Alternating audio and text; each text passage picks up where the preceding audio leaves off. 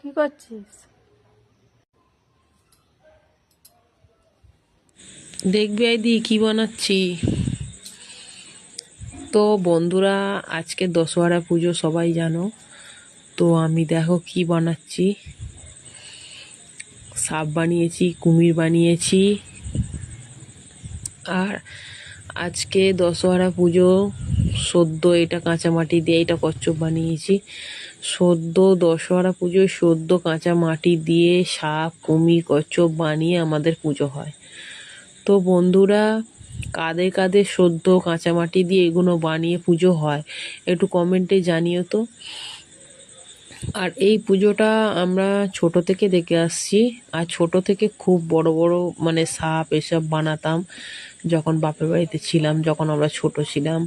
কলার মন্দাস দিয়ে দিয়ে সাপ বানাতাম, প্রচুর বড় সাপ বানাতাম, পুকুর থেকে উঠে আসতো সাপ ঠাকুরতলা পর্যন্ত।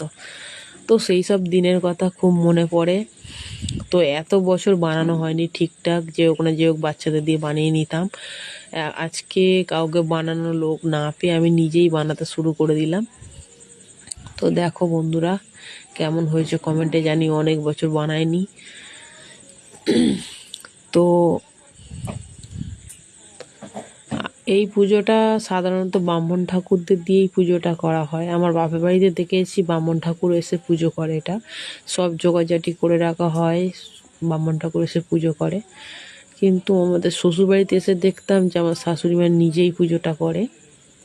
তো সেই জন্য আমি নিজেই পুজো করছি, কারণ বাপের বাড়িতে যতদিন ছিলাম বাপের বাড়ির নিয়ম, শ্বশুরবাড়িতে আসলে শ্বশুরবাড়ির নিয়ম, সবাই তো জানোই এটা। তো দেখো পুজোটা আমি করছি, এবার মাকে একটু সাজাবো ফুল টুল দিয়ে। এখন ফুল দিয়ে সাজানো হয়নি। তো দেখো পুজোটা আমি করে নিচ্ছি। আজকে দুটো পুজো একসাথে পড়েছে, এক তো বৃহস্পতিবারের পুজোটা পড়েছে, আর আজকে দশহরার পুজোটাও পড়েছে। দেখো সবাইকেই সাজিয়েছি, তো কেমন লাগছে বলো।